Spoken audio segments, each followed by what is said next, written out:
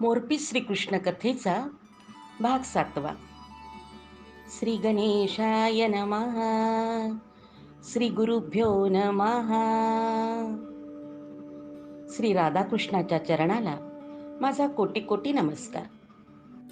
श्रोते हो, क्षमा असावी.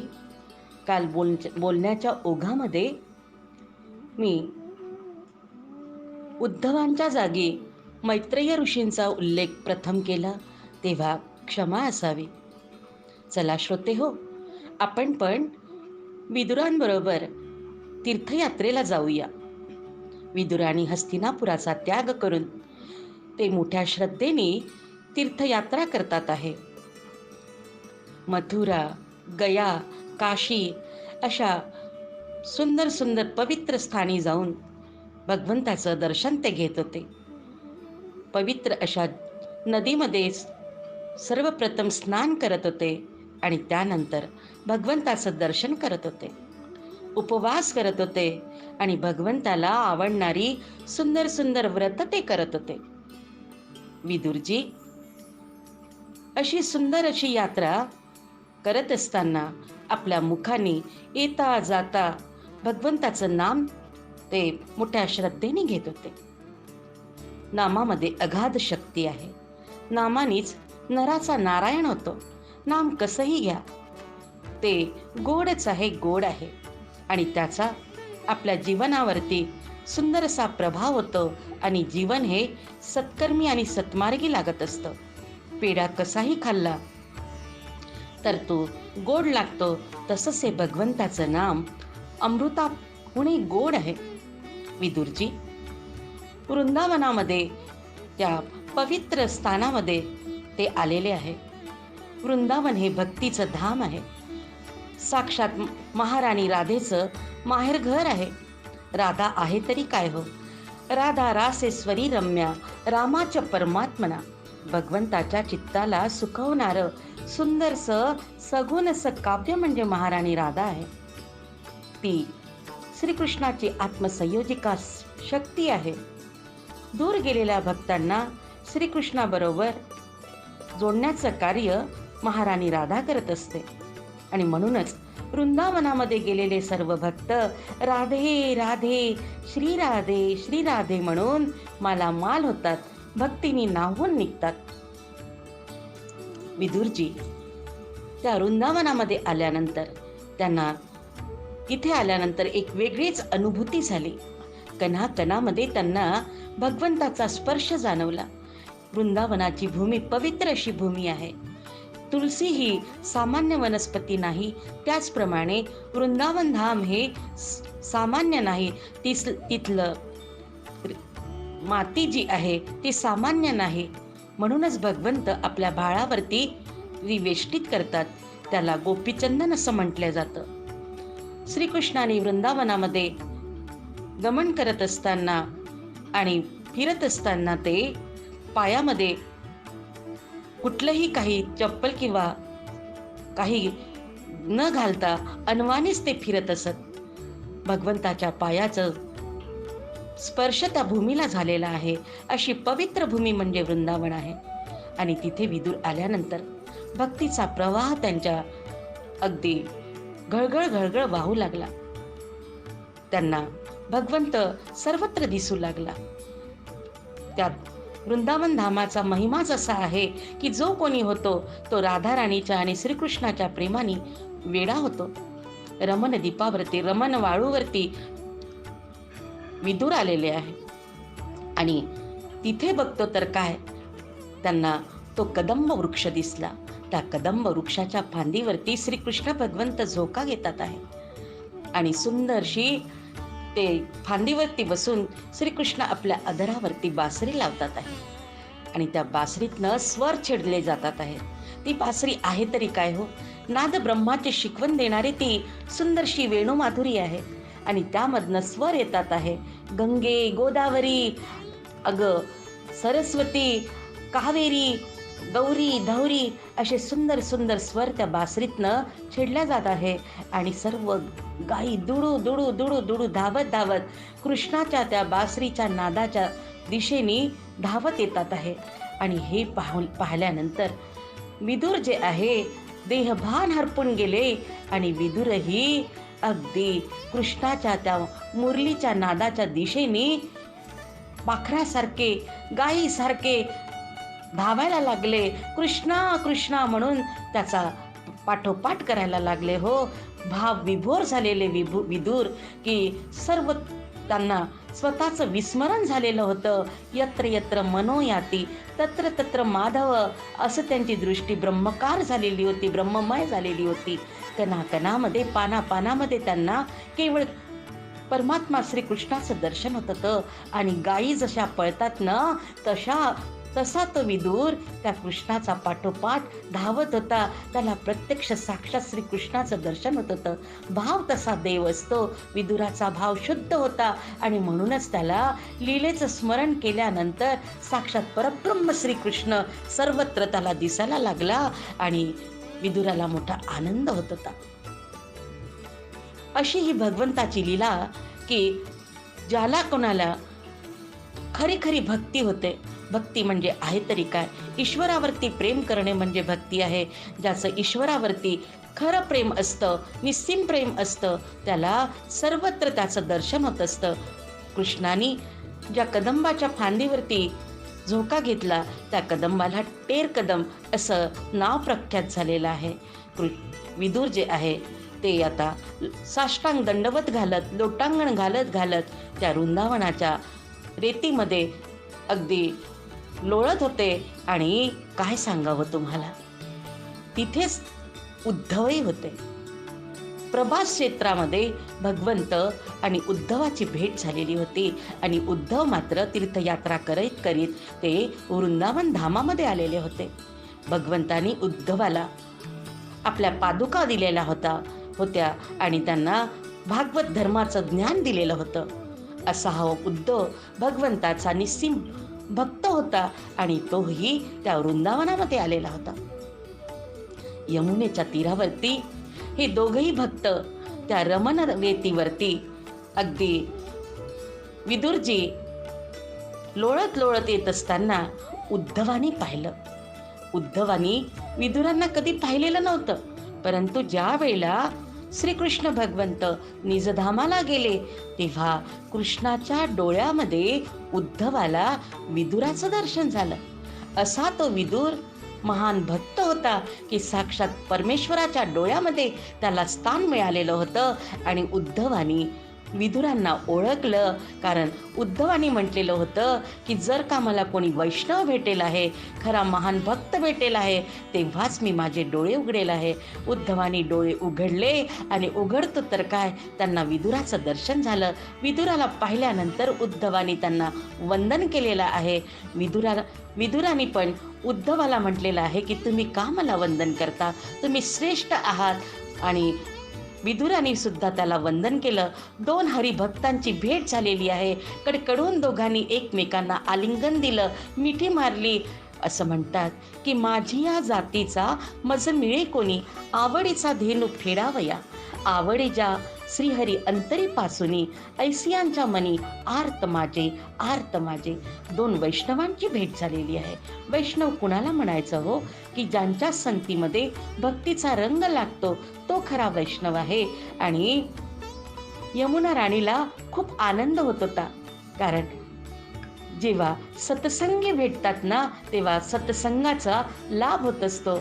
आणि हे दोघं आता आपल्याला कृष्णाच्या सुंदर सुंदर कथेचं ते कथन करणार आणि सत्संग घडणार म्हणून यमुना आनंदाने खळखळ झुळझुळ वाहत होती. आणि तिच्या त्या पात्रातले कमलपुष्प दोघांच्या चरणावरती तरंग रूपाने तिने अर्पण केली हो. आणि उद्धवाला विदुराने म्हटलेलं आहे की माझी भगवंतानी आठवण केली का हो. भगवंत काय म्हणाले, तेव्हा उद्धव म्हणतो की काय सांगू तुम्हाला, सत्यभामा नाही, रुक्मिणी नाही, कुणाची नाही, परंतु भगवंत जेव्हा निजधामाला गेले तर तेव्हा विदुरजी तुमची 3 वेळा त्यांनी आठवण केली. काय म्हणाले माझे प्रभू. विदुर म्हणतात आहे त्यावेळेला उद्धव म्हणतो की भगवंत म्हणाले की माझ्या विदुराच्या घरच्या कन्या ज्या मी खाल्ल्यानं त्याची चव आणखीनही माझ्या जिभेवरती आहे. आणखीनही तो प्रसंग मला आठवतो, तो प्रसंग अविस्मरणीय आहे. धन्य तो प्रभू. भगवंत कुणाला म्हणतात हो, की जो स्मरण ठेवतो तो भगवंत आहे आणि चांगुलकीचं विस्मरण करतो तो हा संसार आहे, मनुष्य आहे. आणि भगवंत थोडंसं जरी काही आपण प्रेम भगवंताला दिलं तर त्याचं त्याला स्मरण राहतं आणि अशा भक्तांचं जीवन सार्थकी लागतं. त्याची जीवनरूपी नौका ती सायुज्य मोक्षाच्या किनाऱ्याला लागत असते. आणि उद्धव म्हणतो आहे की 3 वेळा तुमची आठवण काढली. त्यावेळेला काय केलं हो उद्धवानी? विदुरांचे दोन्ही हात असे आपल्या हातामध्ये पकडलेले होते. विदुराच्या डोळ्यामध्ये पाणी तरळलं आणि त्या पाण्याचे थेंब उद्धवाच्या ओंजळीत पडले. गंगेलाही गहिवर आला हो, गहिवर आला. आणि तिलाही वाटलं धन्य तो विदुर आणि धन्य त्या विदुराची भक्ती की साक्षात परब्रह्माने त्याला आपल्या डोळ्यामध्ये ठेवलेलं होतं. आणि असं हे सर्व ऐकल्यानंतर विदुराचा कंठ हृदय भरून आलं आणि त्याला कृष्णाचं ते रूप, प्रेमरूप, ते सुंदरसं भक्तवत्सल रूप त्याला दिसायला लागलं. पिवळा पितांबरधारी कृष्ण, त्यांनी गळ्यामध्ये सुंदर सुंदर असे वैजयंतीच्या माळा घातलेल्या आहे, कानामध्ये सुंदरशा मकराकृती कुंडला घातलेले आहे आणि कटीला पिवळा पितांबर, खांद्यावरती मोरपंखी रंगाचा शेला, असं प्रभूचं ते सुंदरसं राजसं रूप लोभसं रूप त्याला दिसायला लागलं.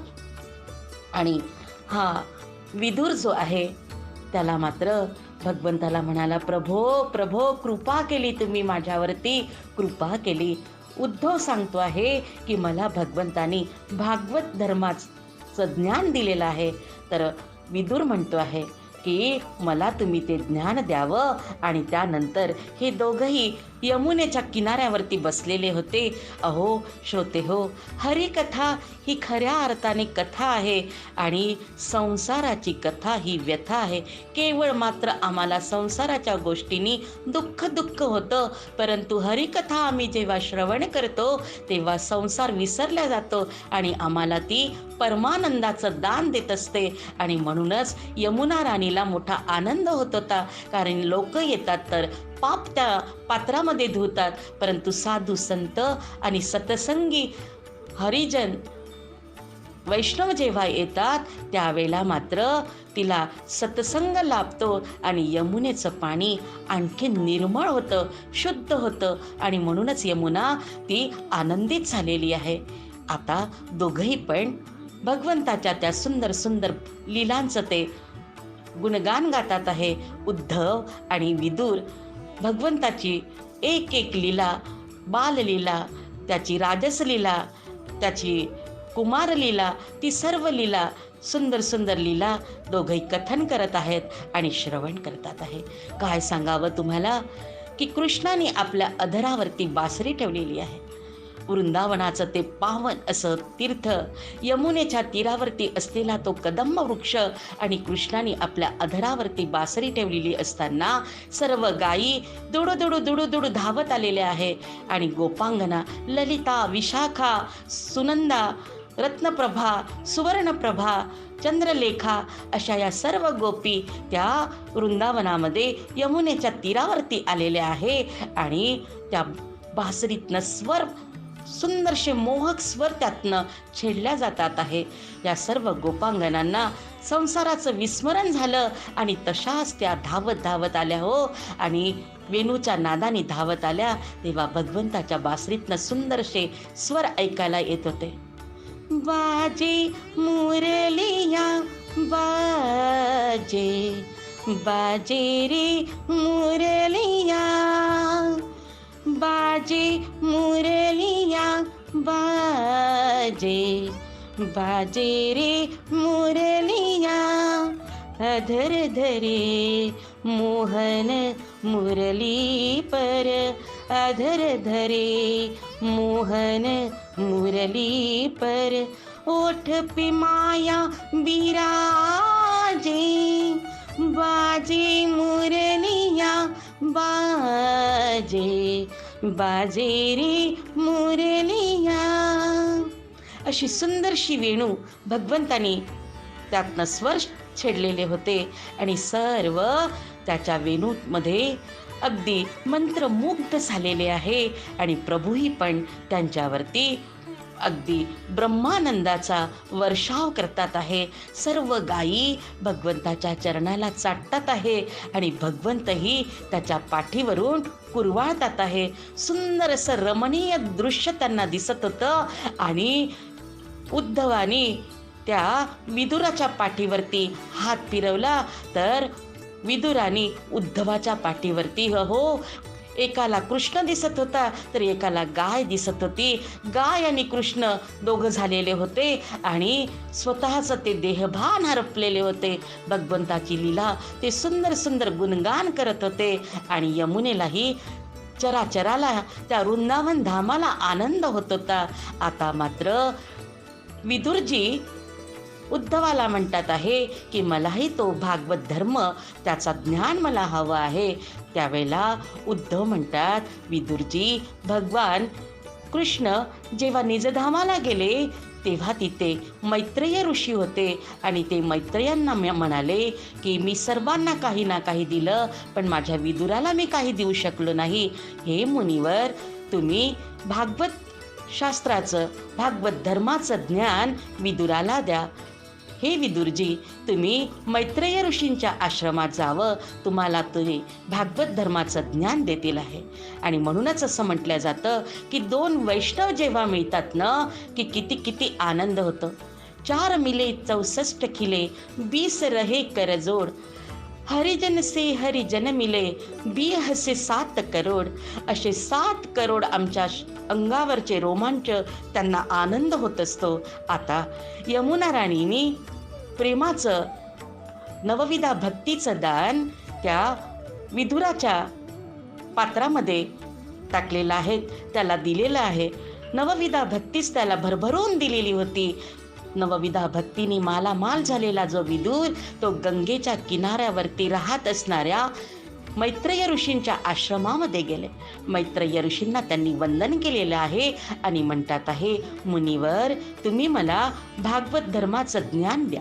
भागवत आहे तरी काय हो, की भवसागर तरुण नेणारं शास्त्र म्हणजे भागवत आहे. की भागवत म्हणजे श्रीकृष्णाचं वाङ्मयीन स्वरूप आहे. शब्दामध्ये श्रीकृष्णाचं दर्शन होतं. पानापानामध्ये फुलं उमलावी तसं शब्दामध्ये श्रीकृष्णाचं दर्शन आम्हाला भागवतामध्ये होत असतं. भागवताला पंचम वेद असं म्हटलेलं आहे. भागवत ग्रंथामध्ये प्रेमरस ओतप्रोत भरलेला आहे. खरा तो एकची धर्म जगाला प्रेम अर्पावे, हाच तो खरा भागवत धर्म आहे. आणि या भागवताचं ज्ञान मैत्रेय ऋषींनी विदुराला दिलं. धन्य तो विदुर की त्याला असं सुंदर अशी मोक्षाचं फळ, भागवताचं फळ, भागवताचं ज्ञान त्याला मिळालेलं आहे.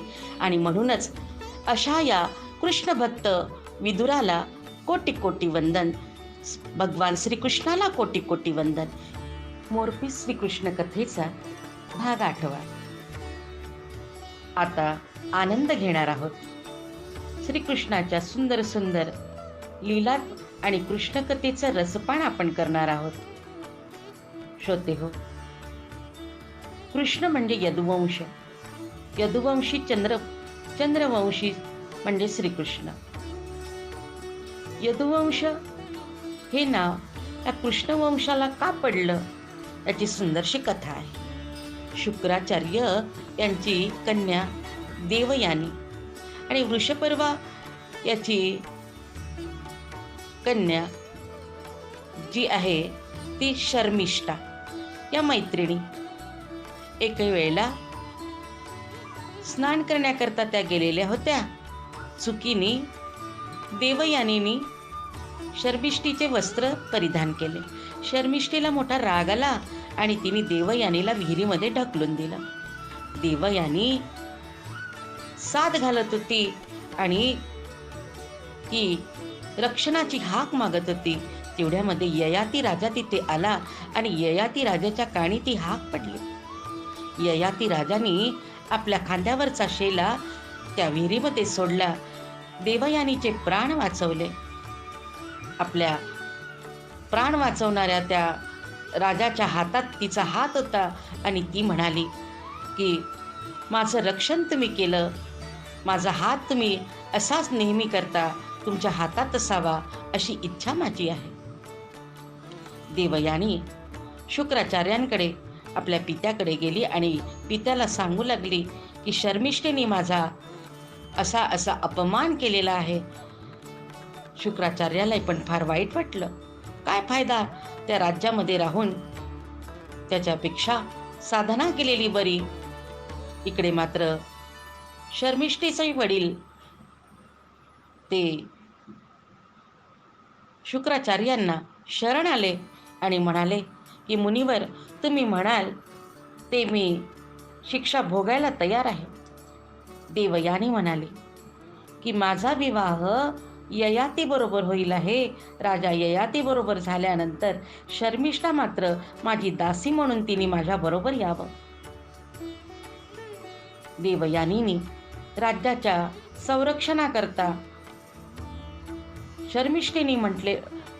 शर्मिष्ठेने राज्याच्या संरक्षणाकरता देवयानीची ती इच्छा कबूल केली आणि ययाती बरोबर देवयानीचा विवाह संपन्न झाला आणि ही शर्मिष्ठा दासी म्हणून त्यांच्याबरोबर राहत होती. अट अशी ठरलेली होती की शर्मिष्ठा जी आहे तिचं भोगदान ययाती घेणार नाही. यांनी मात्र याचं हे पथ्य पाळलं पाहिजे. ययाती आणि आता देवयानी आनंदाने राहत होते. ययाती त्याचं प्रेम देवयानीवरती फारच प्रेम होतं. इकडे काय झालं की शर्मिष्ठा जी ऋतुमती झाली आणि शर्मिष्ठाच्या त्या सौंदर्यावरती ययाती राजा बळी पडला आणि तिचं भोगदान त्यांनी घेतलं. ती गर्भवती झाली. देवयानीला दुःख झालं आणि देवयानीने ही गोष्ट आपल्या पित्याला सांगितली. शुक्राचार्यांच्या शापामुळे राजा ययाती याला वृद्धावस्था प्राप्त झाली. देवयानी सुद्धा दुःखी झाली. राजालाही दुःख झालं आणि त्यावेळेला याच्यावरती उपाय काय, तर मुनिवर म्हणाले की जो कोणी तुला आपलं तारुण्य देईल आणि त्याच्या बदल्यामध्ये तुझं वार्धक्य घेईल आहे तर तुला पूर्ववत तुझी स्थिती होईल आहे. त्या ययाती राजाला पुरू, यदू असे त्याचे पुत्र होते. यदू मात्र आपलं तारुण्य द्यायला तयार नव्हता, पण धाकटा पुत्र जो पुरू आहे तो मात्र आपल्या पित्याला आपलं तारुण्य द्यायला तयार होता. पुरूने आपलं तारुण्य आपल्या पित्याला दिलं. ययातीने अनेक वर्षपर्यंत उपभोग घेतले.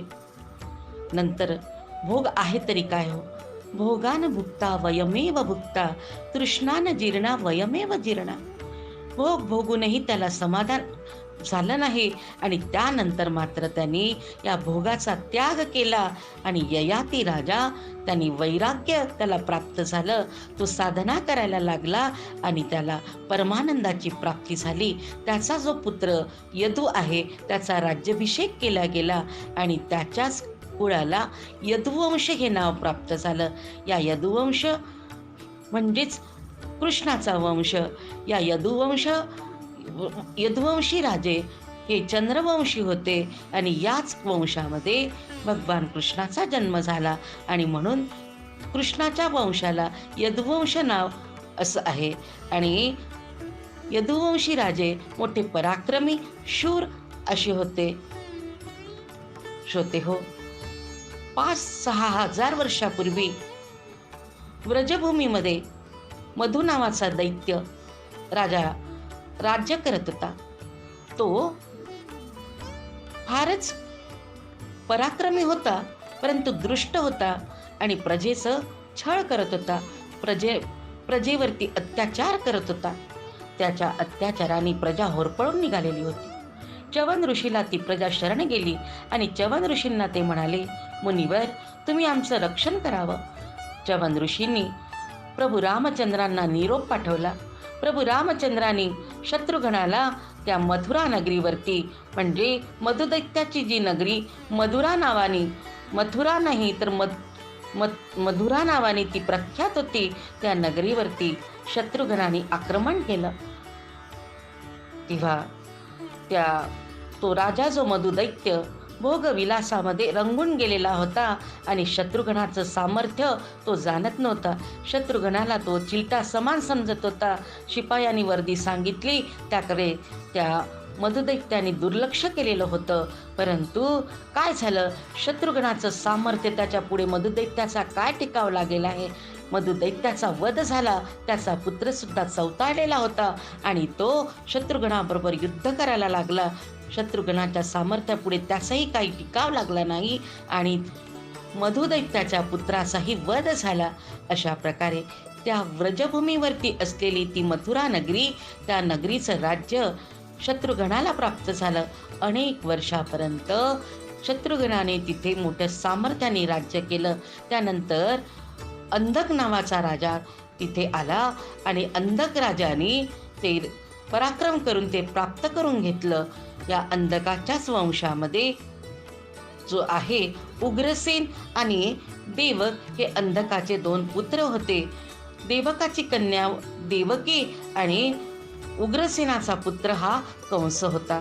तर उग्रसेन पराक्रमी होता, प्रजादक्ष होता आणि त्याचे संबंध यदुवंशीय राजांबरोबर मोठ्या प्रेमाचे संबंध होते. परंतु काय होतं की त्याचा पुत्र जो कंस होता फार दुराचारी आणि दृष्ट होता.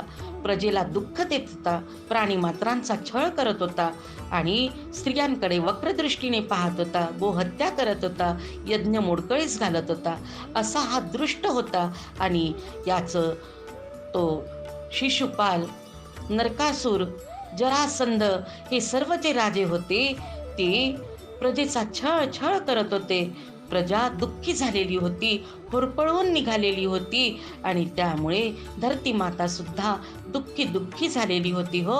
आणि त्यावेळेला ही धरती माता तिने गोरूप धारण केलं आणि ऋषभ म्हणजे बैल की त्यांनी धर्माचं रूप धारण केलं. हे दोघंही पण ब्रह्मदेवाकडे गेले आणि ब्रह्मदेवाला म्हणाले, प्रभो, या भूतलावावरती या दैत्यांचा अत्याचार शिगेला पोचलेला आहे. प्रभो, रक्षण करा, हे असह्य होत आहे. त्यावेळेला ब्रह्मदेव सर्व देवदेवतांबरोबर ते वैकुंठामध्ये गेलेले आहे. शेषाच्या शय्येवरती भगवान श्री विष्णू ते शयन करत होते.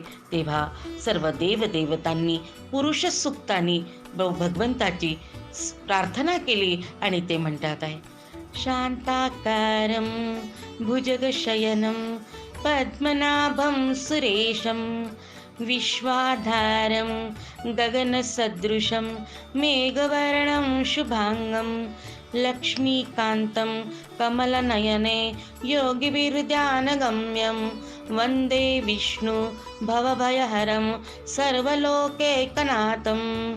भगवान विष्णूंनी डोळे उघडलेले आहेत. सर्व देवदेवतांना पाहून ते म्हणाले, काय झाले बरे. तेव्हा गोरूप धारण केलेली ती धरती माता भगवंताला म्हणाली, प्रभो, पृथ्वीवरती अत्याचार माजलेला आहे.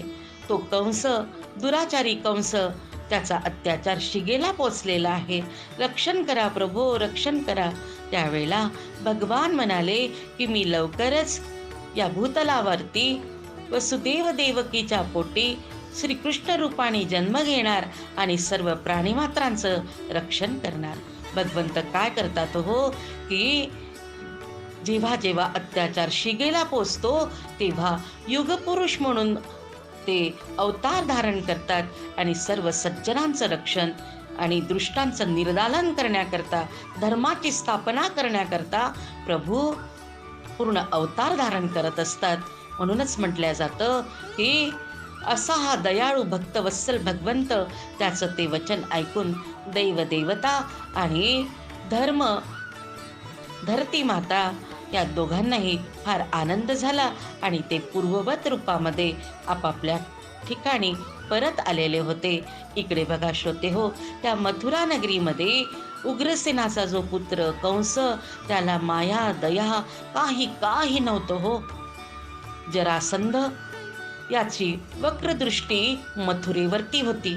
जरासंध मोठा पापी होता आणि तो प्रजेला दुःख देणारा होता. त्यांनी अनेक राजाचे वध करून त्याची आहुती यज्ञकुंडामध्ये दिलेली होती. 100 राजाची त्याला आहुती द्यायची होती. 99 राजांची त्यांनी आहुती दिलेली होती आणि 100वा राजा म्हणजे उग्रसेन, त्याची आहुती देण्याचं त्याचं मनीष होतं. परंतु ही वार्ता मथुरेमध्ये पोहोचलेली होती. त्यामुळे उग्रसेन जागा होता आणि त्यांनी सुरक्षा एवढी काही जबरदस्त होती की सर्वत्र कटेकोट असा बंदोबस्त होता आणि त्यामुळे जरासंधाची इच्छा पूर्ण व्हायला काही वाव नव्हता. त्यावेळेला जरासंधाचा मंत्री त्यांनी त्याला मार्गदर्शन केलं की हे महाराज, प्रत्येक वेळेला शक्ती सामर्थ्यानेच कार्य होत नसतं, तर काही वेळेला युक्तीने पण आपण कार्य करायचं असतं. अरे बाबा म्हणे, सरळ सरळ बोल म्हणजे मला ते पटेल आहे. तेव्हा मंत्र्यांनी सल्ला दिला की वैवाहिक संबंध जर का आपण मथुरेबरोबर जोडले, म्हणजे कंसाबरोबर जर का आपण विवाह संबंध जोडला, अस्ति प्राप्तीचा विवाह कंसाबरोबर केला, तर आपले संबंध जोडतील आहे आणि नातं संबंध जोडेल आहे आणि आपल्यावरती जी काही तुमची मथुरेविषयी जी काही योजना करायची आहे, ती योजना तुम्ही अगदी सहजतेने करू शकणार. जरासंधाला हे सांगितलेलं मोठं आवडलं मार्गदर्शन आणि तसंच करायचं त्यांनी ठरवलं. जरासंधाने त्या कंसाला आनंदित करायचं ठरवलं. त्या कंसाकरता सुंदर सुंदर नजराने पाठवले आणि त्याला मोठ्या प्रेमाने आमंत्रण पाठवलं की तुम्ही आमच्या राज्यात यावं. उग्रसेनाला हे मुळीच आवडत नव्हतं. परंतु उग्रसेन आणि कंस याच्यामध्ये काय होतं की मतभेद होता. वडिलांबरोबर कंसाचं पटत नव्हतं आणि कंसाने वडिलांच्या विचाराचा अगदी काहीही मनाचा विचार न करता तो त्या जरासंधाकडे गेला. जरासंधाच्या नगरीमध्ये गेल्यानंतर जरासंधाने त्याचं मोठं स्वागत केलं, त्याला नजराणे दिले आणि आपला मनोदय सांगितला की माझ्या ज्या 2 कन्या अस्ति आणि प्राप्ती याबरोबर मला तुमचा विवाह करायचा आहे. कंसाने पण विचार केला की शत्रू राज्य जर का आपल्याबरोबर नातं संबंध जोडत असेल तर आपलं देशाचं रक्षण होईल आहे आणि वडिलांना न विचारता कंसाने होकार दिला. असा हा कंस पापी दुरात्मा होता की कुणाचाही मनाचा विचार न करणारा, आपल्या पित्याचा विचार न करणारा, राज्याचाही विचार न करणारा, आणि त्यांनी तिथे शब्द देऊन तो बसलेला होता आणि तो मथुरा नगरीमध्ये आला. कंसाचं तर शुभमंगल होणार होतं, परंतु प्रजा म्हणाली आमचं मात्र आता अमंगल होणार आहे. शब्द दिल्यानंतर उग्रसेन तरी काय करणार हो, आणि उग्रसेनाची इच्छा नसतानाही तो कंस याचा विवाह जरासंधाच्या कन्या अस्ति आणि प्राप्ती यांच्याबरोबर संपन्न झाला. प्रजा मात्र दुःखी झाली, कारण आधीच पापी कंस त्याच्यात भर पडण्याकरता आता नातेसंबंध त्या जरासंधाबरोबर जोडलेलं होतं आणि हा जरासंध एवढंच नाही तर शिशुपाल आणि भौमासूर हे सर्व जे राजे होते ते दृष्ट होते आणि यांचं एकमेकांबरोबर चांगलंच पटत होतं. सर्व प्रजा यांच्या अत्याचाराने होरपळून गेलेली होती. या प्रजेचं दुःख देवदेवतांनाही बघवत नव्हतं.